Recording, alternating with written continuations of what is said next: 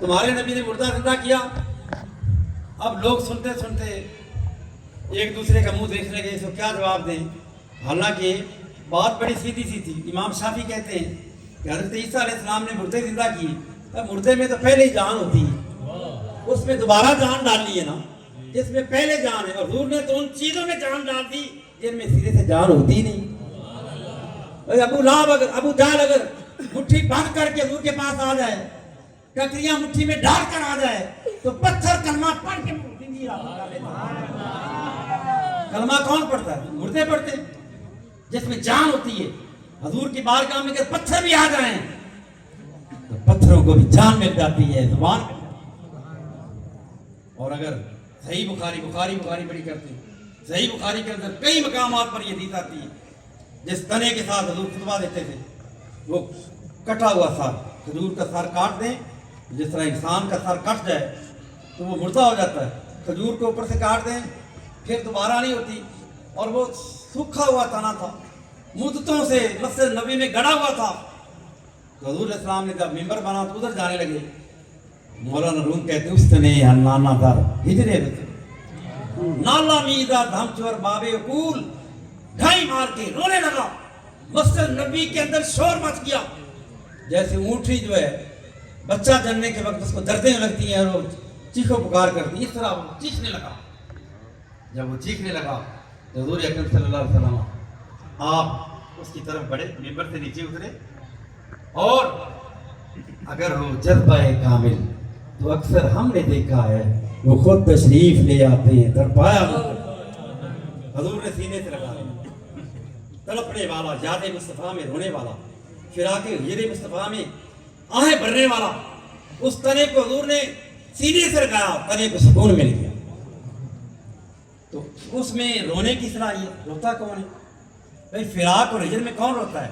جس کو جان بھی ہو, اس کے اندر زبان بھی ہو, اس کے اندر سارے کے سارے احساسات بھی ہوں, شعور بھی ہو, محبوب کے جدا ہونے کی جو تڑپ ہے وہ بھی اس کے اندر ہو. یہ ساری کیفیت تھی. صحیح بخاری میں بار بار اس مقام پر آیا.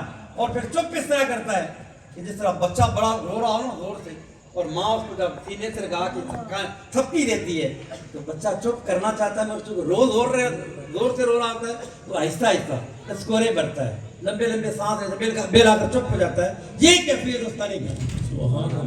خیر یہ تو جواب تھا, علمی جواب. اب غوث پاک رضی اللہ تعالیٰ عنہ وہ علم والے بھی تھے, عمل والے بھی تھے. آپ نے کہا کہ یہ جو جس طرح لوگوں کو گمراہ کرتا ہے, اب دلائل کی بات نہیں ہے, آپ کوئی اور معاملہ کرنا. کسی نے کہا غوث پاک کو, آپ نئے بغداد میں گئے تھے, نوجوان تھے, کسی نے کہا یار اس نوجوان عالم کو بنایا, بڑے بزرگ جوان, دیر لگے گی. غوث پاک کے پاس گیا, جی گمراہ ہو گئے لوگ گمراہ ہو جائیں گے, یہ معاملہ ہے, آپ آئیں, میں چلتا ہوں. آپ مجمع کے چیرتے چورتے آگے گئے. کہا کہ تو کیا کہتے ہیں؟ اس نے کہا جی میرے نبی کی شان زیادہ ہے. کیوں؟ مردے زندہ کرتے ہیں.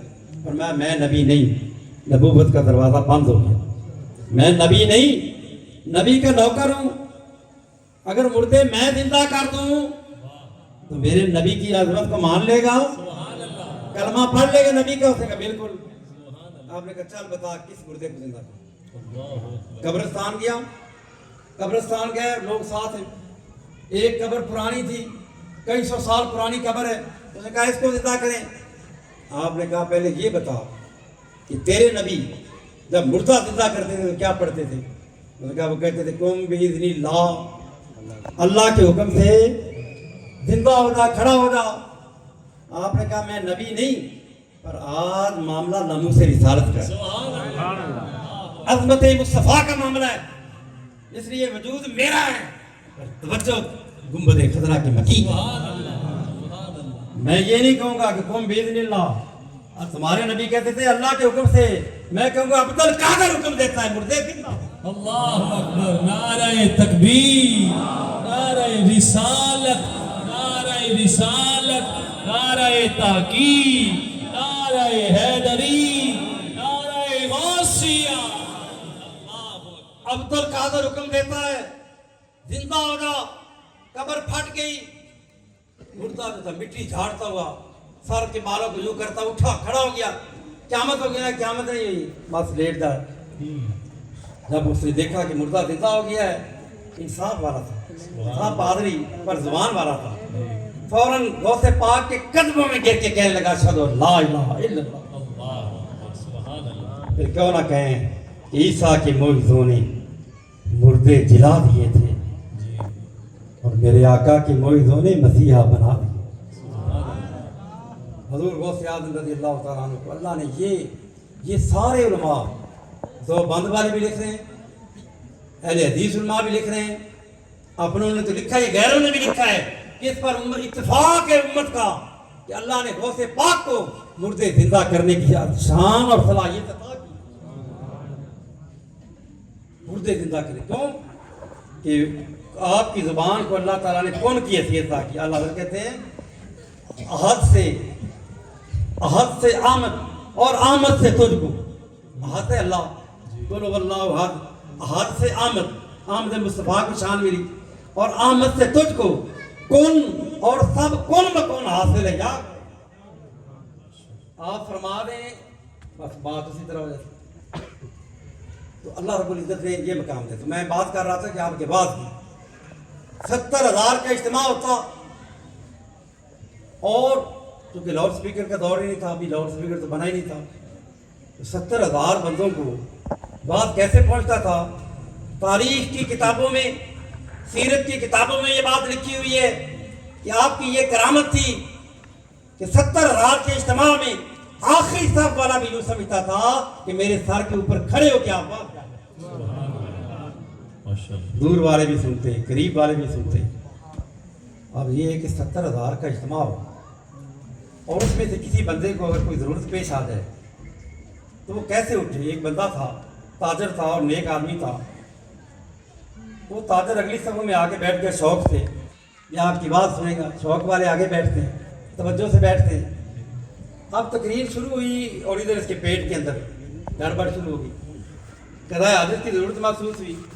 पहले तो शर्म की वजह से भी मैं उठूँ कैसे, बहुत से पाक की मजलिस है। फिर ख्याल किया अभी इतनी अब तकलीफ है पेट में कि 70,000 का मजमा चीर कर बाहर कैसे निकलूंगा, रास्ते में कपड़े खराब हो जाएंगे। परेशान बड़ा हो गया और दिल में मुतवज्जे हुआ गौसे पाक हम तुसी को मदद करो। इधर दिल में ख्याल किया, इधर गौसे पाक मिंबर से नीचे उतरे और उस बंदे के ऊपर यूं कपड़ा दे, रुमाल उसके ऊपर करा दिया ऐसे। अब वो बंदा रुमाल के अंदर छुप गया।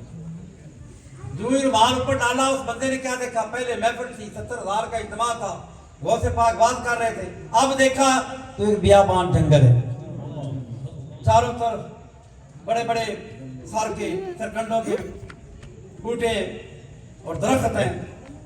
उसे तस्बीह हाथ में थी, जल्दी से तस्बीह दरख्त के साथ लटकाई और वहाँ कदा हजरत के लिए बैठ गया। फारग हो गया। अब उसने कहा कहीं वुज़ू करूँ, पानी तलाश किया। आगे गया तो देखा एक राजबा या छाड़ जा रही थी पानी का, पानी का हौज था पानी का। वहाँ जाकर छप्पड़ था, उससे वुज़ू किया, सीधा किया, वुज़ू किया। वुज़ू करके अभी यूं कतरे ही झाड़ रहा है तो गौसे पाक ने रुमाल उठा लिया।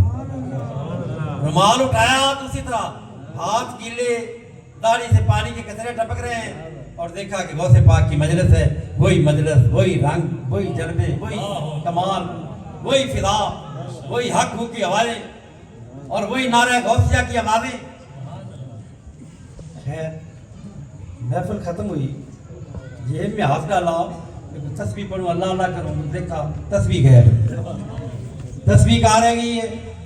वो तो वहाँ जहाँ वो कहीं कौन सी जगह थी, शर्म के मारा गौस पाक से पूछता भी नहीं। तस्बीह गए। खैर कुछ दिन गुजर गए। वो ताजर था, एक काफिला जा रहा था कहीं दूर दराज इलाके में तिजारत का, वो भी साथ शामिल हो गया। एक दिन रात का सफर किया बगदाद से। एक दिन चलते रहे, एक रात चलते रहे। अगला जब दूसरा दिन आया, आधा दिन गुजर गया। एक जगह आई तो कहने लगा मैंने ये जगह देखी हुई है, लेकिन आज आया पहली दफा। देखी कहाँ है? आगे गया तो दरख्त के साथ तस्बीह लटक रही, और उधर देखा तो खुशक पखाना खुशक पड़ा है उसका, जहाँ कदा हाजत की थी। आगे देखा तो वो पानी का वो चश्मा भी था। पहचान गया कि गौसे आजम बैठे बगदाद में थे, रुमाल डालकर तो दोनों की मसाफ। और रुमाल उठाया तो फिर भी तुझे सब کن مکن حاصل یا یہ غوث پاک کا تصرف تھا.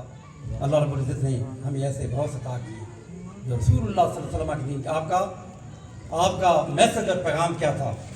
آپ نے اپنی تقریروں کے اندر، اپنی تحریروں کے اندر آپ نے جس بات پر زور دیا وہ تھا کہ لوگوں جان لو سب سے بڑی حقیقت حضور کی اتباع اور غلامی ہے.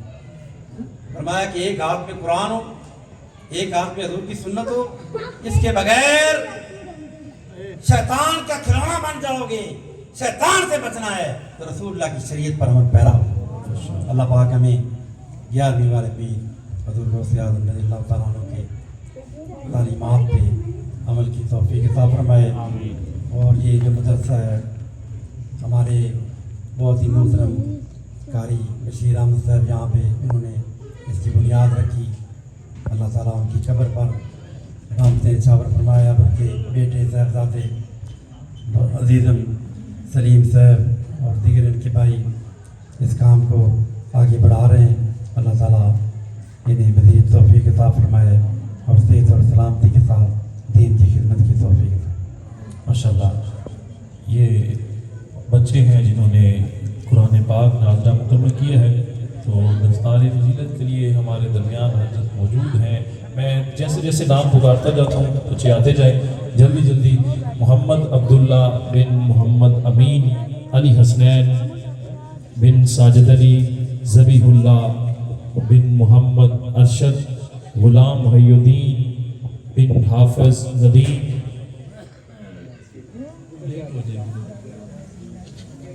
جی ماشاءاللہ محمد اعظم بن غلام مصطفیٰ سید مدد علی شاہ صاحب طاہر علی شاہ صاحب، جناب محترم علی حسنین بن محمد